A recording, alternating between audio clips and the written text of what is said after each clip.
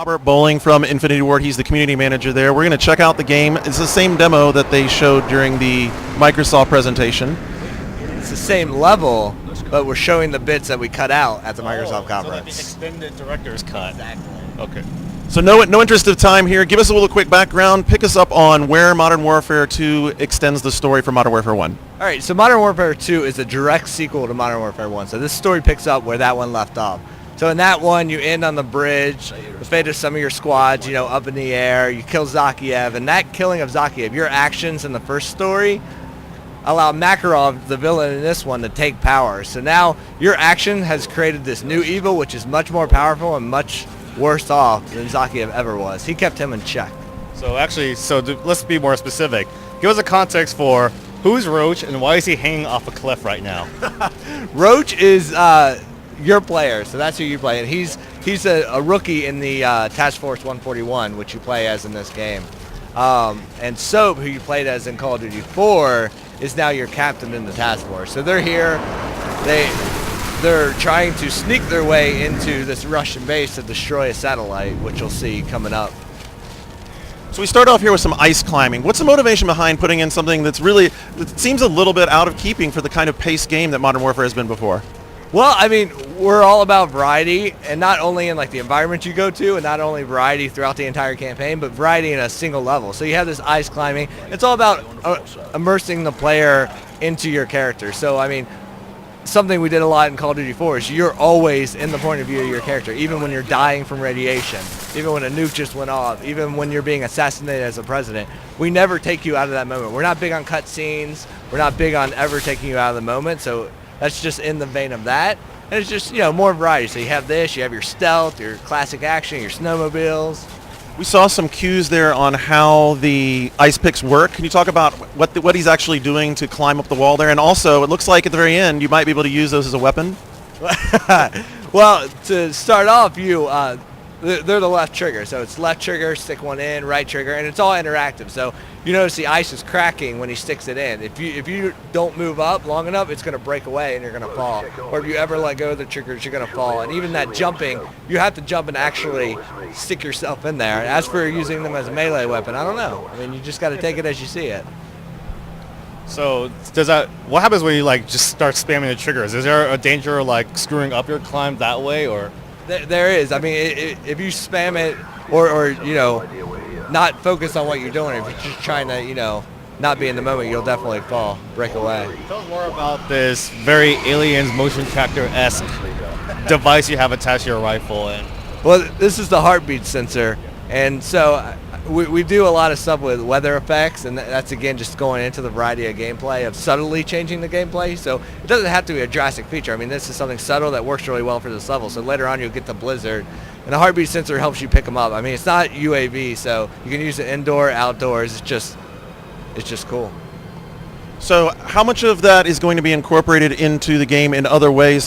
For instance, in the original demo that you guys did for Microsoft, it was all covered in Blizzard. I see here you're kind of in an open space. Having a motion tracker opens up a lot of potential ideas. So what are some of the things you're going to be using it for?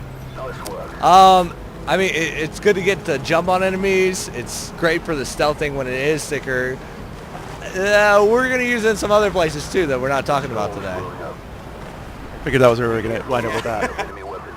So within this Blizzard, it seems like you don't have to worry so much about sound because we're not using a suppressed weapon, but we are sort of taking a stealth. Is this a new approach for you guys on how you're going to do sections that aren't exactly stealth but are somewhat more of an infiltration but attack mode? Yeah, I mean, sound does matter. Like, you're using a suppressed weapon right now, and if you notice when he picked up the AK, Soap let him know. He said, watch out, don't use an unsuppressed weapon because they'll hear you. So you have to. There's line of sight, so if they see a guy go down, they're going to investigate. I mean, you can fight your way through this if you wanted, or you could stealth your way. Like, you could just, if you get alerted, the whole base is going to light up and they're going to come out of the woodwork. Or you could just fight your way. It's going to be hard, but if you wanted to do it, not do the stealth, you could do that.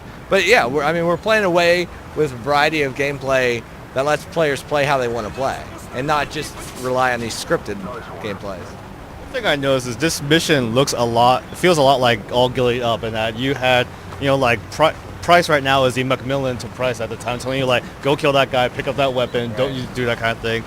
But that was a flashback mission. as far as you can say, is Modern Warfare 2 just pretty much almost all contemporary, or will there also be some sort of flashing sequences to the past, like in previous Modern Warfare? Well, we don't have a design template of like, okay, we have to do this or we have to do that. We put a lot of work into our story, and we're telling a very specific story. So whatever works with it. I mean, we're going to be playing from multiple perspectives. So you're going to be playing from Task Force and a few others. I mean, we love that kind of storytelling of giving a big picture perspective on a conflict by seeing how it affects other units and other sides. Notice also that you've gone to a completely HUD-free environment. Is that typical through what you're doing throughout the entire game? It depends. I mean, we do a lot of peekaboo HUD stuff. So, I mean, if you like reload right now, it's going to pop back up and remind you, okay, you have this much ammo. But it plays into the immersion of the game of like keeping you focused on the gameplay as the character and not worry about all the other stuff. And a nice cinematic experience. So we're headed across the field here. Are we going to the ammo dump and blowing up the ammo dump? Well, we planned the charge on the ammo dump. That we have put in motion Plan B, but right now we have not yet had to use it. So explain how that works. Will throughout the game, are there going to be points like that where if you take one approach, you'll have the game play out in a certain way, whereas it would play out down another storyline, something that actually breaks up the linearity of it? Well, we don't have alternate endings, but we definitely have like the dynamic gameplay. Like you may have saw in the trailer, the favela level where you're fighting through the slumdog areas, and like so we have that where we have new streaming textures now, which allow us to do much bigger worlds like this and the favela. And what that allows us to do is not have like the straight corridor fighting, where we can open it up because we can do larger worlds and larger environments and let them go any way they choose. So he's actually taken a completely different approach to this mission than during the demonstration we saw at the Microsoft event. We just saw McTavish execute a guy there. Yeah. Will we have opportunities to do more melee-style combat for ourselves? Yeah. I mean, we're playing around stuff. You might have seen the new melee and view model when he switched to the AK. Like he had the pistol up and the knife over here. So we're playing around with different stuff like that. Is there any achievement, Father, like in this level you can already point out, like the way whether you could save the farmer in the previous game or not, or whether you like saved the other guy that was about to get gunned down? Is there anything that I say be on the lookout for to try to get an achievement in this level? I can't say yet. I mean, we're still charting out which achievements we want to do and balancing them out. In looking at the level design, when you're taking a design that starts off with an ice climb, comes to a firefight, and then of course the big culmination is in the snowmobile chase, how do you work out the pacing of that to get it to where it feels natural and doesn't feel like you're being stuck at any one spot for too long? Especially with this level, it's more open, so the good thing about open is the player can play through at the pace he wants. So, you have that stealth thing where if they want to get through it quicker, they can just break stealth and they can start shooting everybody they see as soon as they see them. So it's really, this sort of level is a good example of letting the player choose his own pacing and not forcing them through. So it has a dynamic AI who they're not infinitely respawning and pushing you up because we want you to push up and keep the adrenaline up. I mean, there are levels like that where we're crafting a specific experience, but this is more of like play how you want to play. If you want to pick up an unsuppressed weapon and just fight your way through, do it. So as a community manager, you said you have a Twitter feed, you've had a lot of feedback on the game. What are some of the key pieces that you guys wanted to work into the game that we've been seeing here as